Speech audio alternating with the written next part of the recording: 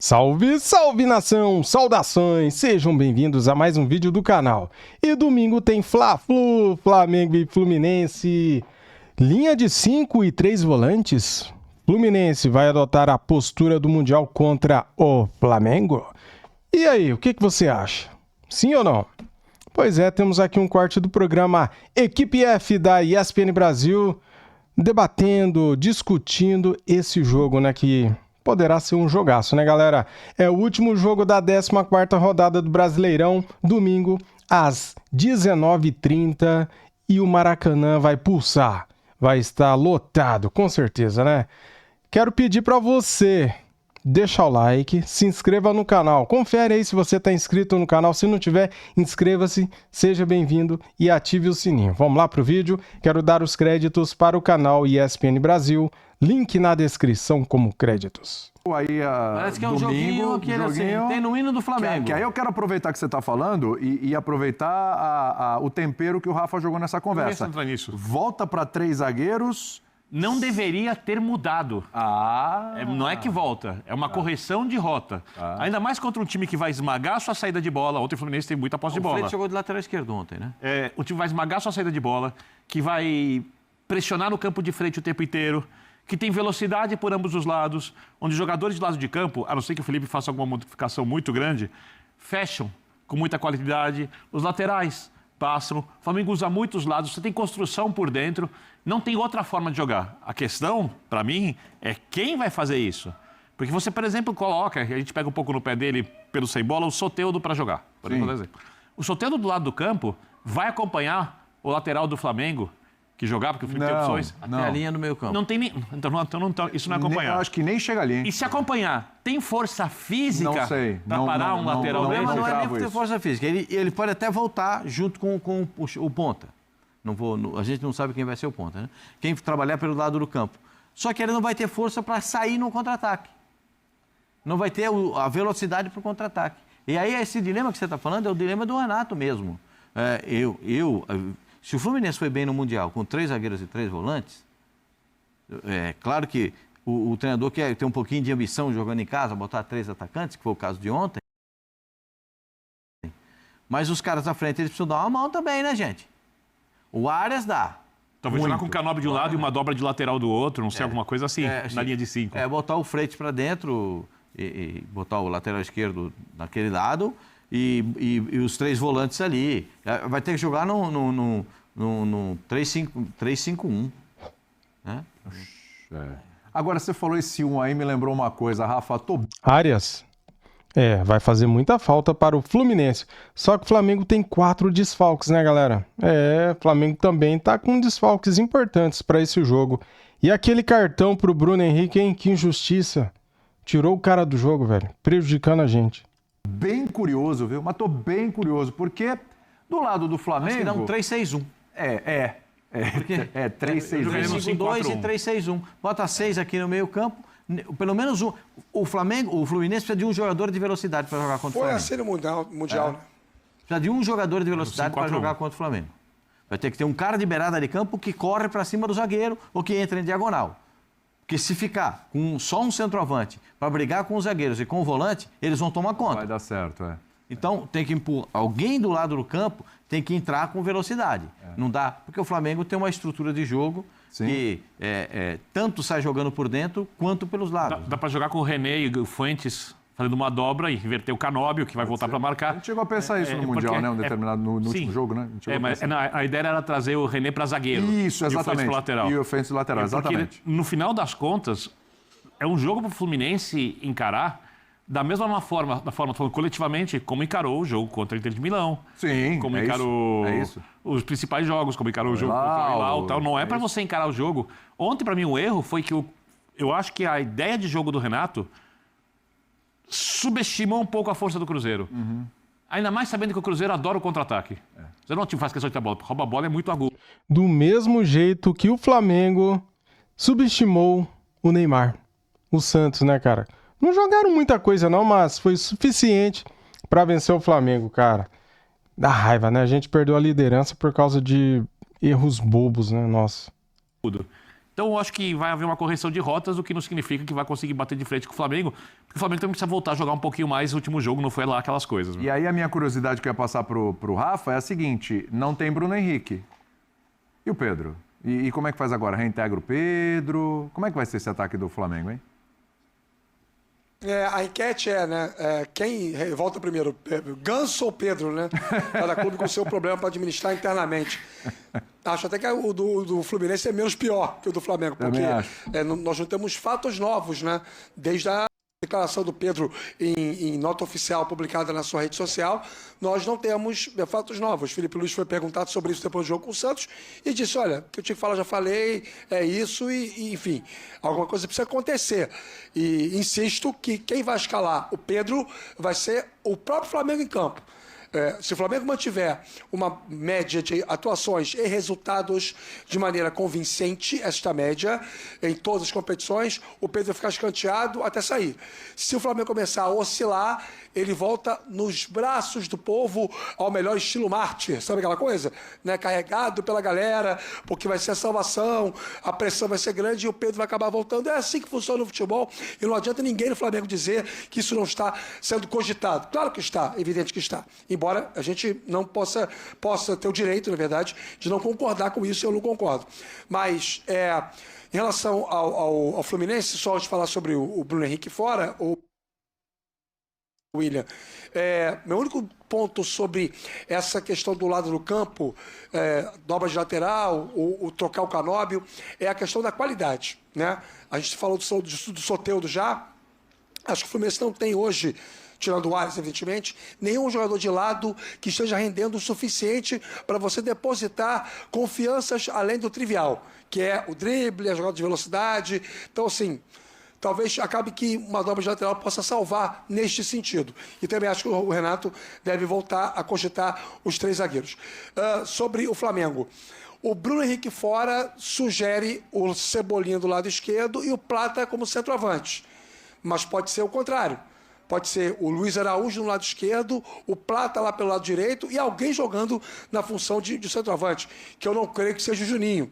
Até porque é um jogador que, convenhamos, ainda não justificou sua vinda. Pode ser o Aracian, um garoto que está pedindo espaço, tem entrado bem. Há muita confiança do Felipe Luiz em cima do futebol desse garoto, pode ser uma saída. Agora, eu imagino que eu não tenho muito como sair dessa lógica, não. Deve ser uma tendência para o Clássico domingo. De qualquer maneira, vai ser um ataque com mobilidade.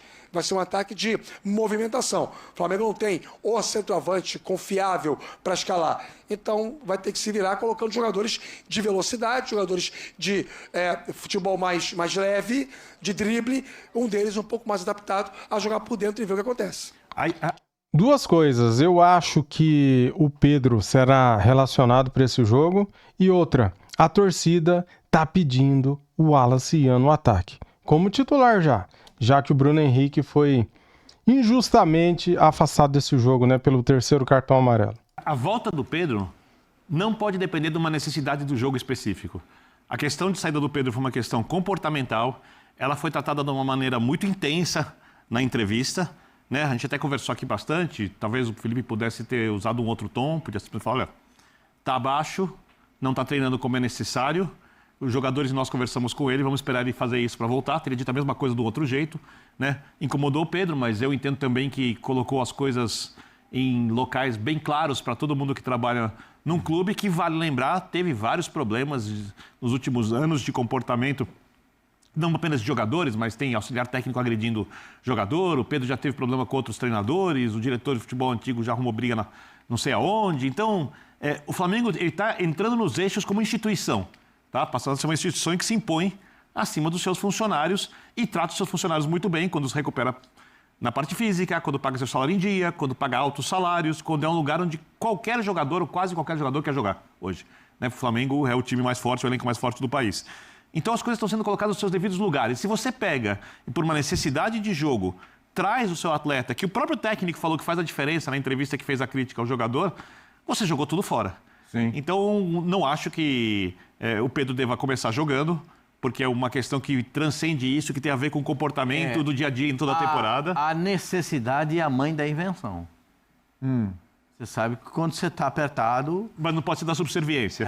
Mas e o clube não pode ser Mas você subserviente. acha que por necessidade o Felipe Luiz vai enfiar o Pedro lá? Não estou dizendo ser titular, já colocar no banco. Não, no banco eu acho que ele já vai.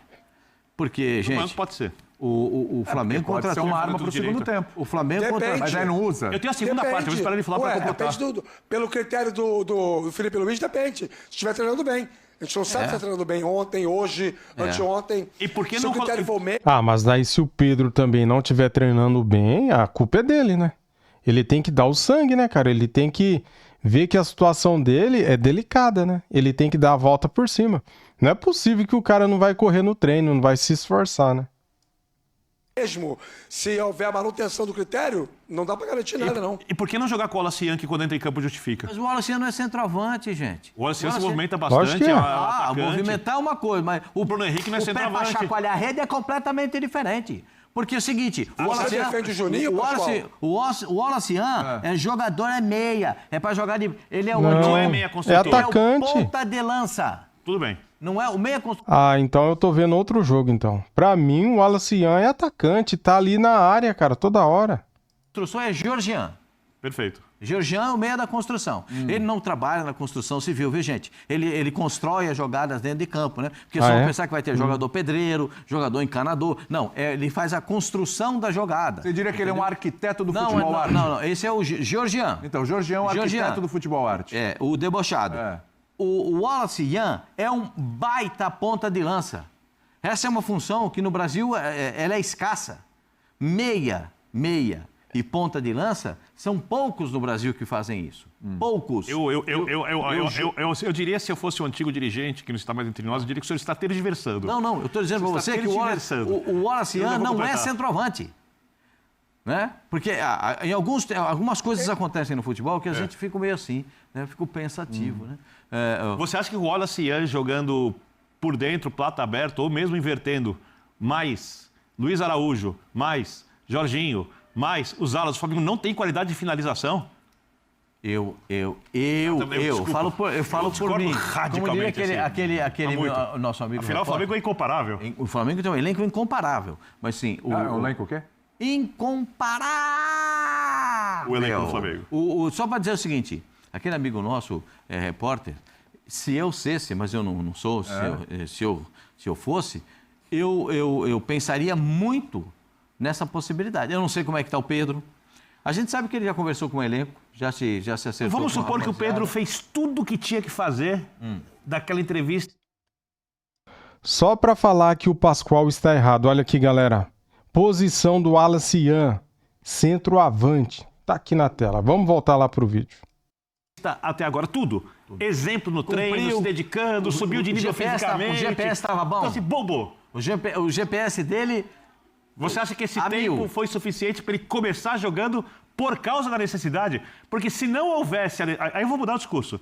Se não houvesse o desfalque do Bruno Henrique, e se o Flamengo não tivesse perdido do Santos, tivesse vencido o jogo, eu talvez tivesse um raciocínio diferente sobre a possibilidade de começar o jogo com o Pedro. Agora, vai parecer que o Flamengo está precisando da qualidade do Pedro de maneira impreterível para ganhar jogos. E não é verdade. Ele só fica mais forte com o Pedro se o Pedro estiver bem. Gente, o Flamengo precisa do Pedro e o Pedro precisa do Flamengo. Um precisa do outro. Sim, porque é difícil centroavante. Onde é que você tem centroavante? Mas o Flamengo é uma instituição, né, Pascoal? É isso. O Flamengo é um objeto inanimado, né? Por isso, o Pedro é um ser humano. Só quem tem que mexer é o Pedro, né? Por isso, Boa. Rafa, que eu acho que esse processo todo foi muito mal conduzido. Esse processo todo foi muito mal conduzido. Você acha que não deveria ter falado nada no ar? Não, eu acho que o Felipe deveria ter comunicado o diretor de futebol. E o diretor de futebol senta com o cara. Meu pai falava assim, ó, fica vermelho 5 minutos, uma amarela a vida inteira. Eu concordo. Fala pra ele o que você quer falar. Você quer falar, você fala pra ele. Eu concordo com o senhor. Mas se foi, e se alguém no Flamengo supostamente... Porque no Flamengo as pessoas sabem quem vazou a notícia para o Mauro César, que mais uma vez foi muito bem ao divulgar a informação correta. Se lá no Flamengo os jogadores e os dirigentes sabem que foi o diretor de futebol que vazou, como algumas pessoas especulam que foi, dá para ele chegar lá e dar essa entrevista? Se o presidente do Flamengo perdeu confiança no diretor, tem que trocar. Claro que não. Se o presidente do Flamengo perdeu a confiança no dirigente, tem que trocar. Por que não perdeu a confiança? Né? Se ele perdeu, troca. Você acha que um erro de um profissional, e foi um grande erro, se foi o diretor de futebol que fez aquilo, não, teve um diretor que está fazendo um bom trabalho no geral... Eu não sei, o Rafa pode nos ajudar. Você tem que pensar no clube, você não tem que pensar no clube, é uma coisa pessoal. Teve um dirigente que disse que se tiver proposta pro Pedro, eles iam conversar, não foi isso? Foi ele. Não foi essa a colocação, disso que eu tô Pedro? falando. Rafa, arremata daí que eu tenho que virar o assunto. Foi o BAP que falou isso? Não foi o BAP, não. Foi Acho uma que foi o próprio presidente que falou sobre isso. Não, então foi o Boto. Agora, O BAP é o Boto. O diretor executivo é o presidente. Eu sei que tem gente que, se quiser botar fala assim, a gente vai negociar. Eu sei quem compra. Eu sei quem compra. Eu acho que assim, o problema está, meus amigos, nos termos que constam naquele print que o Mauro César exibiu. Né? Ali está o problema.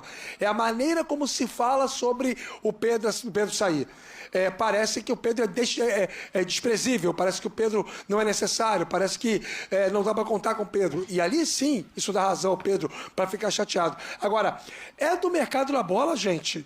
Jogador valorizado, é do mercado da bola, o dirigente fala, olha, se vier uma proposta, vamos vender. Vendemos por X, ou por Y, ou se pagar a multa. Não vendeu o Gerson, que era o craque do time, por 25 milhões de euros, estava no contrato dele, apareceu o Zenit, pagou, levou. Do mercado da bola não tem muito jeito. Agora, a condução lá no início escancarou uma situação que gerou um desconforto ao Pedro, e aí, de maneira injustificável, o Pedro respondeu num mau comportamento profissional. A verdade, assim...